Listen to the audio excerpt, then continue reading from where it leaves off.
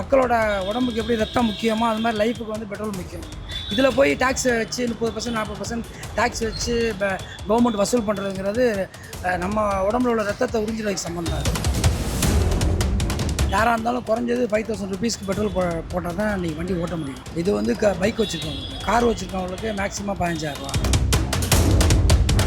இன்னும் ஏறிக்கிட்டே போச்சுன்னா ஒட்டு மொத்தமாக ஒரு சராசரியான எங்களை மாதிரி மக்களோட வாழ்க்கை வந்து நடத்துறதே பெரிய கேள்விக்குறியாக இருக்கும். இல்லை, ஒர்க் ஃப்ரம் ஹோம்னா ஐடி பீப்புளுக்கு ஓகே. இப்போ எங்களை மாதிரி இப்போ கன்ஸ்ட்ரக்ஷன் ஃபீல்டில் ஒர்க் பண்ணவங்களுக்கு டெய்லி ஆஃபீஸ் வந்து ஆகும். ஒயிட் ஹவுஸ் நேயர்களுக்கு வணக்கம். பெட்ரோலோட விலை பார்த்தீங்கன்னா நாளுக்கு நாள் அதிகமாகிட்டு தான் போயிட்டுருக்கு. இதனால் மக்கள் மிகுந்த பாதிப்புக்கு தான் உள்ளாகியிருக்காங்க. இப்போ நம்ம இந்தியன் ஆயில் பெட்ரோல் பங்க் கிட்ட தான் வந்திருக்கோம். ஸோ இங்கே இருக்கிற மக்கள்கிட்ட பெட்ரோல் விலை அதிகமானதுனால இவங்க எந்த அளவுக்கு பாதிப்பு அடைஞ்சிருக்காங்கன்றதை கேட்கலாம். பார்த்தீங்கன்னா நாளுக்கு நாள் பெட்ரோல் விலை அதிகமாகிட்டே தான் போகுது. இதை நீங்கள் எப்படி சமாளிக்கிறீங்க? தினந்தோறும் எவ்வளோ போடுறீங்க? அதாவது ரெகுலராக இப்போ நான் இல்லை, பொதுவாகவே மினிமம் யாராக இருந்தாலும் குறைஞ்சது 5000 ருபீஸ்க்கு பெட்ரோல் போட்டால் தான் இன்றைக்கி வண்டி ஓட்ட முடியும். இது வந்து பைக் வச்சுருக்கவங்களுக்கு, கார் வச்சுருக்கவங்களுக்கு மேக்ஸிமம் 15000 ரூபா. பட் இப்போ தான் உங்களுக்கு தான் தெரியுமே, அதாவது இன்கம் வந்து எதுவுமே இன்க்ரீஸ் ஆகலை. ஐடி கம்பெனியில் உள்ள வந்து ஓரளவு இருந்தாலுமே எக்ஸ்பென்சஸ் வந்து அதிகமாகிடுச்சு. இது கவர்மெண்ட் தான் வந்து இன்கம் கனெக்ட் பண்ணி மக்களுக்கு வந்து அதிகமாக செலவு இல்லாமல் பார்க்கணும். இது பெட்ரோல்லாம் வந்து கவர்மெண்ட் வந்து டேக்ஸை குறைச்சி வந்து மற்ற நாட்டில் இருக்க மாதிரி இப்போ துபாயில் எடுத்துக்கிட்டிங்க, மலேசியாவில் எடுத்துக்கிட்டிங்கன்னா பெட்ரோல் விலை கம்மியாக தான், டீசல் விலை கம்மியாக தான். ஸோ அதெல்லாம் வந்து வளர்ந்த கண்ட்ரி. இப்போ நம்ம நாட்டில் வந்து நம்ம வந்து ஏழ்மை நிலையில் உள்ள நாடு.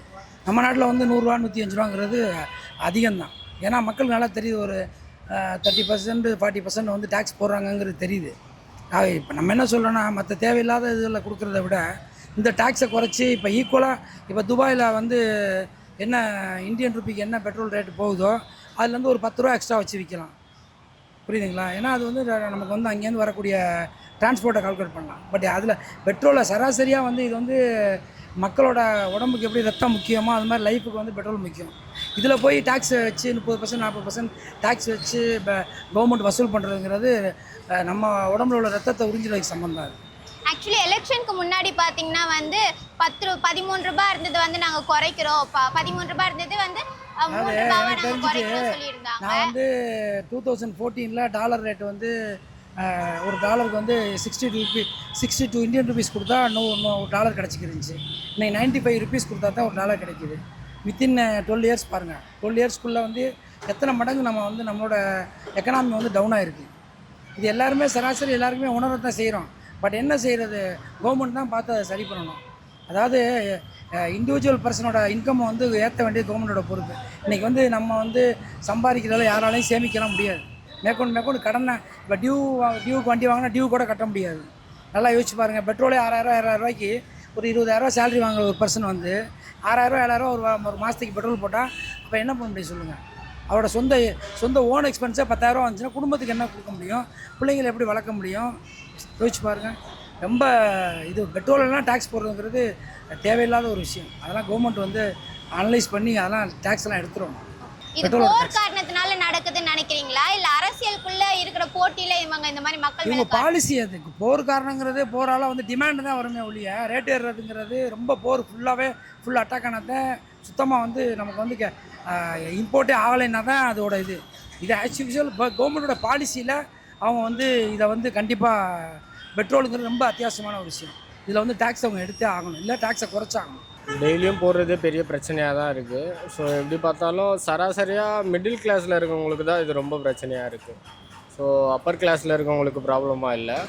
இது மொத்தமாக பார்த்தீங்கன்னா இது கச்சா எண்ணெயோட ப்ராப்ளம் தான். இது உலக நாடுகள் பிரச்சனை தான். நம்மளால் ஒன்றும் பண்ண முடியாது. அவங்க என்ன ஏற்றுறாங்களோ அதை தான் நம்ம போட்டுக்கிட்டு ஆகணும். யாராலையும் இதை எதுவும் ஒன்றும் பண்ண முடியாது. இது குளோபல் பாலிட்டிக்ஸ். இதனால் நம்மளை எதுவும் பண்ண முடியாது. இது ஒன்றும் பண்ண முடியாத ஒரு விஷயம், அவ்வளோதான். இது ஏறிக்கிட்டே போகுமே தவிர ஒரு நாள் இறங்காது. பெட்ரோல் விலை ஏறுது, சம்பளம் ஏறல. ஆமாம், இது இங்கே மட்டும் இல்லை, எல்லா கண்ட்ரிலையும் இதே ப்ராப்ளம் தான் இருக்குது. இப்போது நீங்கள் அதர் கண்ட்ரிஸை கம்பேர் பண்ணும்போது இந்தியாவில் இந்த தாக்கம் வந்து ரொம்ப அதிகமாக இருக்குது. எப்படின்னு பார்த்தீங்கன்னா, இப்போது இங்கே பெட்ரோல் விலை மட்டும் ஏறிச்சுன்னா இன்னும் ஏறிக்கிட்டே போச்சுன்னா ஒட்டு மொத்தமாக ஒரு சராசரியான எங்களை மாதிரி மக்களோட வாழ்க்கை வந்து நடத்துகிறதே பெரிய கேள்விக்குறியாக இருக்கும். ஸோ ஒன்றும் பண்ண முடியாது, அவ்வளோதான். எல்லாமே பால் விலையிலேருந்து சாப்பாடு விலை, அரிசி, அது இதுன்னு எல்லாமே ரேட் ஏறிடும். இது ஒட்டுமொத்தமாக இது ஒரு உலக அரசியல். இது அது தெரிஞ்சவங்களுக்கு இது தெரியும், எதனால் ரேட் ஏறுது, எதனால் இது நடக்குதுன்றது தெரியும். ஆட்சி மாற்றம் வந்தாலும் இதெல்லாம் மாறாதா? ஆட்சி மாற்றத்துக்கும் இதுக்கும் சம்மந்தம் இல்லைங்க. இது அதுதான் நான் முதல்லயே சொல்லிடுறேனே, இது ஒரு குளோபல் பாலிடிக்ஸ். இதை வச்சு தான் உலகம் ஃபுல்லாக ரன் ஆகிட்டுருக்கு. ஒவ்வொரு கண்ட்ரியில் ஒவ்வொன்றும் ரன் ஆகிட்டுருக்கு. ஸோ இது பெட்ரோலில் ரன் ஆகுதுன்னா வேறு கண்ட்ரியில் ஒன்று ரன் ஆகிட்டுருக்கு. இது மேலே இருக்கிற ஒருத்தவங்க இதை டிசைட் பண்ணுறாங்க, அவங்கள வச்சு தான் இது நடக்குது. இதை நம்ம வெளியில் அவ்வளோ சொல்ல முடியாது. Okay sir. ஸோ கவர்மெண்ட்டுக்கு நீங்கள் என்ன சொல்ல விரும்புகிறீங்க இந்த பெட்ரோல் விலை தாக்கத்தினால? கச்சா எண்ணெய் கம்மியாக தான் வாங்குறாங்க. அது முடிஞ்ச அளவுக்கு இங்கே மக்களுக்கு கொஞ்சம் கம்மி பண்ணி கொடுத்தா ரொம்ப நல்லாயிருக்கும். வீட்டு வாடகை, அது வாடகை, பெட்ரோல், வீட்டுக்கு ஒரு 4 வண்டினா ஒன்றும் பண்ண முடியல. எல்லா பெட்ரோல் விலை இறங்குன்னா கேள்விப்படுறோம், ஏறிட்டே போடுது. 4 நாள் ஏறிச்சுன்னா என்ன பண்ணுறது, எப்படி ரன் பண்ணுறது, ஒன்றும் சமாளிக்க முடியாத சூழ்நிலை இருக்குது. வர இப்படியே போயிட்டே இருக்கு. மேலே குறையுமா இல்லை ஏறுமா? கூலி வேலை செய்கிறோம், எங்களாலெல்லாம் இது போல் ரொம்ப கஷ்டங்க. போன வாரம் தான் ஏறிச்சுன்னு பார்த்தா இந்த வாரமும் அதிகமாக ஏற்றிருக்காங்க. அது ரொம்ப மோசமாக போயிட்டுருக்கு. ஒரு நாளைக்கு நாங்கள் வாங்குறது 500 ரூபா சம்பளத்தில் 100 ரூபா பெட்ரோல் போனால் நாங்கள் என்ன பண்ண முடியும்? ரொம்ப கஷ்டமாக தான் இருக்குது, சமாளிக்கவே முடியல. இது யார் தான் தட்டி கேட்பாங்கன்னே தெரியல, ரொம்ப சிக்கலாக இருக்குது.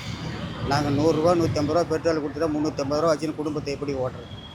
ரொம்ப சிக்கலாக தான் இருக்குது. நாளுக்கு நாள் கூலி வேலையை செய்கிற தொழிலாளியெல்லாம் ரொம்ப பாதிக்கப்படுறாங்க. ஒவ்வொரு நாளும் இன்றைக்கி வண்டி எடுக்கலாமா எடுக்கக்கூடாதுன்னு இருக்குது. இந்த விலைக்கு பெட்ரோல் போனால் நம்ம என்ன பண்ண முடியும்? ரொம்ப கஷ்டம் நடந்து பண்ணுறது. ஆனால் மோடி அவர்கள் வண்டியெல்லாம் பெட்ரோல்லாம் போடாதீங்க, ஒர்க் ஃப்ரம் ஹோம் எடுத்துக்கோங்கன்னு சொல்கிறாங்க. அதை பற்றி உங்கள் கருத்து என்ன? பிஸ்னஸ் மேன், ஆமாம், ஆஃபீஸில் ஐடியிலே இருக்கிறோம். அதான் இப்போ ஐடியில் இருக்கிறவங்க ஒர்க் ஃப்ரம் ஹோம் எடுத்துக்கலாம். நார்மலாக வியாபாரம் பண்ணுறவங்க, பூ விற்கிறவங்க, அவங்களாம் என்ன பண்ண முடியும்? அவங்களாம் ஒன்றுமே பண்ண முடியாது, போய் தான் ஆகணும், செலவு பண்ணி தான் ஆகணும். துண்டு விழுந்தாங்க பட்ஜெட்டில் கண்டிப்பாக. எலெக்ஷன் முன்னாடி கொஞ்சம் கம்மியாக தான் இருந்தது, இப்போ எலெக்ஷனுக்கு அப்புறம் கொஞ்சம் விலை ஏறி இருக்குது. எல்லாம் சென்ட்ரல் கவர்மெண்ட்டான காரணம். இப்போ பெட்ரோல் விலை ஏறி இருக்கிறதுனால நீங்கள் எப்படி சமாளிக்கிறீங்க சார்? சமாளித்து தான் ஆகணும், வேறு என்ன பண்ணுறது, வேறு வழி இல்லை. அரசாங்கம் தான் மாற்றணும், சென்ட்ரல் கவர்மெண்ட்டு தான் மாற்றணும். அதிகமாக ஏறிட்டு தான் இருக்குது. இப்போ எங்களை மாதிரி சாமானிய மக்கள், அதாவது பார்த்திங்கன்னா இப்போ சேலரி பர்சன் இருக்கலாம் இருக்குல்ல, இவங்களுக்கெல்லாம் பார்த்திங்கன்னு வச்சுங்களேன், நாங்கள் வாங்குகிற சம்பளத்தில் பாதி பெட்ரோலுக்கு சரியாக போயிடுது. இதை கவர்மெண்ட் தான் பார்த்து அதை சரி பண்ணணும். கவர்மெண்ட் பார்த்தீங்கன்னா பெட்ரோல்லாம் யூஸ் பண்ணாதீங்க, வண்டிலாம் யூஸ் பண்ணாதீங்க, வீட்டில் இருங்க, ஒர்க் ஃப்ரம் ஹோம் எடுத்துக்கோங்க சொல்கிறாங்க. அதை பற்றி உங்கள் கருத்து என்ன? இல்லை, ஒர்க் ஃப்ரம் ஹோம்னா ஐடி பீப்புளுக்கு ஓகே. இப்போ எங்களை மாதிரி இப்போ கன்ஸ்ட்ரக்ஷன் ஃபீல்டில் ஒர்க் பண்ணவங்களுக்கு டெய்லி ஆஃபீஸ் ஆகணும். அப்படி வர்றோம்னா இப்போ சில பேர் செங்கல்பட்டுலேருந்து வராங்க, சில பேர் தாம்பரம் இந்த மாதிரிலாம் வராங்க. இப்படி அவங்கெல்லாம் வர்றப்ப எப்படி அவங்களாம் 2 வீலர் தான் வருவாங்க. ஏன்னா அவங்களாம் டைம் மேனேஜ்மெண்ட் கிடையாது. சில சமயம் ஆஃபீஸில் 6 மணிக்கு வர சொல்லுவாங்க, 7 மணிக்கு வர சொல்லுவாங்க. ஸோ அந்த டைம்லாம் நம்ம பஸ்ஸு ட்ரெயின் எதிர்பார்க்க முடியாது. நம்ம 2 வீலர் தான் எதிர்பார்த்து இது பண்ண முடியும். அப்படி 2 வீலர் அப்படிங்கிறப்ப நாங்கள் தாம்பரத்துலேருந்து வரோம்னா கிட்டத்தட்ட 2 லிட்டர் பெட்ரோலுக்கு ஆகிடும்.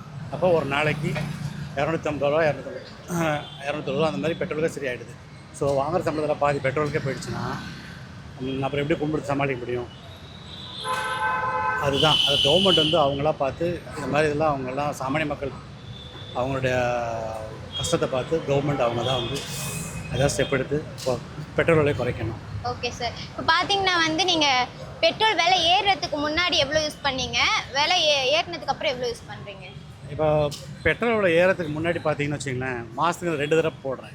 இப்போ மாதத்துக்கு 3 தடவை போடுறேன். மாதம் ஆமாம், அதாவது மாதத்துக்கு 2 தடவை அப்படின்னா 700 ரூபா சரிங்களா? அப்போ மாதத்துக்கு 2 தடவைனா 1400 ரூபா. இப்போ 2300 ரூபா போடுறேன். ஓகேங்களா? புரியுது. அதுதான் இப்போ 700 ரூபா ஜாஸ்தி ஆகுது. இப்போ அந்த 700 ரூபாங்கும் போது எனக்கு சேவிங்ஸில் இருந்துன்னு வச்சுங்களேன், அது வேறு எதுக்காக யூஸ் ஆகும். லைக் மெடிசனுக்கு யூஸ் ஆகும், அல்லது பசங்களுக்கு கவர்மெண்ட் இதுக்கு யூஸ் ஆகும், எஜுகேஷன் யூஸ் ஆகும். அது பெட்ரோல் இப்போ ஓகே. இப்போ இனி வருங்காலத்தில் பார்த்தீங்கன்னு வச்சுக்கலாம், இன்னும் விலை ஜாஸ்தி ஆச்சுன்னா ரொம்ப சிரமமாகும். Okay sir. பார்த்தீங்கன்னா பெட்ரோல் உங்களுக்கு எந்த பங்குக்கு போனாலும் கிடைக்குதுல்ல, ஈஸியாக கிடைக்குதுல்ல, ஆனால் விலை மட்டும்தான் கிடைக்குது. ஆனால் என்ன ரேட்டு தான் ஜாஸ்தி. அதுதான் சார், மக்கள் என்ன வைக்கிறாங்கன்னா பெட்ரோல் ஈஸியாக கிடைக்குது, அப்புறம் எதுக்கு நீங்கள் ரேட் ஏற்றுறீங்க அப்படின்ற மாதிரி கேட்குறாங்க. ஏன்னா போர் காரணத்தினால தான் அவங்க பெட்ரோல்லாம் கிடைக்கல அப்படின்னு சொல்கிறாங்க. ஆனால் எல்லா இடத்துலையுமே கிடைக்குது மீன்ஸ் அது கச்சா என்னன்னு இருக்கு இல்லைங்களா, அதோட ரேட்டு ஜாஸ்தி இருக்கலாம். ஸோ அதை பேஸ் பண்ணி தான் கவர்மெண்ட் நமக்கு ரேட்டு இன்க்ரீஸ் பண்ணுறாங்க. ஸோ அதனால் இருக்கலாம் ஈஸியாக கிடைக்குது அப்படிங்கிறதுக்காக அது நம்ம இது பண்ண முடியாது. கச்சா எண்ணெய் பேஸ் பண்ணி தான் எல்லாமே இது வார்னால எல்லாம் பெட்ரோலியம் இது எல்லாமே ரைஸ் ஆகிடுச்சு. இப்போ நாங்களே பார்த்திங்கன்னா சேல்ஸில் இருக்கோம். எங்களோட ப்ராடக்ட் எல்லாமே பெட்ரோலியம் ப்ராடக்ட்ஸ் தான். ஸோ நாங்கள் பார்த்திங்கன்னா இப்போது நாங்கள் சேல் பண்ணுற ப்ராடக்ட்டு இதுக்கு முன்னாடி வந்து 50% லெஸ்ஸாக தான் வந்து நாங்கள் சேல் பண்ணோம். இப்போ ஜியோப்பில் இந்த வார் எல்லாமே வந்ததுனால எல்லாமே கச்சா எண்ணெய் ஏற எல்லா ப்ராடக்ட்லையுமே வந்து விலைவாசிகள் ஏற எல்லாமே வந்து இன்க்ரீஸ் ஆகிடுச்சு. ஸோ இந்த பெட்ரோலியம் இன்க்ரீஸுன்றது வந்து ஒரு எக்ஸ்பெக்டட் தான். ஸோ ஏன்னா அகைன் வந்து பார்த்தீங்கன்னா எல்லாமே வந்து அந்த கச்சா எண்ணெயிலேருந்து தான் வருது. ஸோ பிளாஸ்டிக் ஆகட்டும், க்ரூட் ஆயில், எந்த ஒரு ப்ராடக்ட் எடுத்துக்கிட்டாலுமே பேஸ் வந்து க்ரூட் ஆயில் தான். ஸோ இது வந்து ஒரு காமனோட இது தான். பட் இது வந்து எல்லாமே எக்ஸ்பெக்டட் தான். பட் 3 rupeesன்றது வந்து ஒரு பெரிய இம்பேக்ட் தராதுன்னு என்னோட இது. உண்மையாலுமே பண்ணால் இன்றைக்கி பொறுத்த வரைக்கும் எனக்கு பெரிய ஷாக்கு. இப்போ நான் டேங்க் ஃபில் பண்ணேன். இப்போ உங்களுக்கு பெட்ரோலை 507 ரூபா 36 காசு ஆச்சு. ஆக்சுவலி ரெகுலராக நான் பண்ணும்போது ஒரு 480, 470, 460 தான் வரும். ஓகேங்களா? இப்போ பார்த்தா இந்த அளவு இருக்குது, 107 ரூபா கிட்ட இருக்குது. உண்மையாலுமே ஒரு பட்ஜெட்டில் எனக்கு இப்போ மாதம் பார்க்க போனால் கண்டிப்பாக ஒரு 1500 கிட்ட அப்பர் ஆகுது. ஏன்னா நம்ம ஃபுல்லாக சுற்றிட்டே இருப்போம். பெட்ரோல் இல்லாமல் இப்போ எதுவுமே பண்ண முடியாது. வண்டி எடுத்துகிட்டு சுற்றிட்டே இருக்கோம். பட் இதே நிலமை போச்சுன்னா உண்மையிலே ரொம்ப கஷ்டம் ஃபேமிலி ரன் பண்ணுறதுக்கு. ஆனால் வந்து 100 ரூபாய் 50 ரூபாய் போடும்போது தெரியல, கண்டிப்பாக தெரியல. டேங்க் ஃபில் பண்ணும்போது அந்த ஃபீல் உண்மையாலுமே தெரியுது. நான் இப்போ அதை தான் யோசனை பண்ணிகிட்டே இருந்தேன். இப்போ ஆக்சுவலி இப்போ லஞ்சுக்கு இருக்கிற அந்த பேமெண்ட்டை வந்து நம்ம என்ன பண்ணலான்ற அளவுக்கு யோசிக்க வேண்டாது. இப்போ தயிர் சாதமோ இல்லை கூடோ ஏதோ ஒன்று குடிச்சிட்டு தான் போகணும். நம்ம 100 ரூபா சாப்பிட்றது அதை லெஸ் பண்ணி இப்போ பண்ணணும், பேலன்ஸ் பண்ணணும். அந்தளவுக்கு ஆகிடுச்சு. இப்போ எனக்கு வந்து நான் இப்போ காலையில் 100, 150 ரூபாய்க்கு போட்டேன்னா மற்ற நாள் தான் போடுவேன். இப்போ ஈவினிங்கே திருப்பி நான் 100 ரூபா போட முடியாது, கட்டுப்படி ஆகலை எனக்கு. இப்போ ஒரு மாதத்துக்கு எவ்வளோ செலவாகுது பெட்ரோலுக்கு மட்டுமே? எனக்கு 3000 ரூபா கிட்ட செலவாகும்.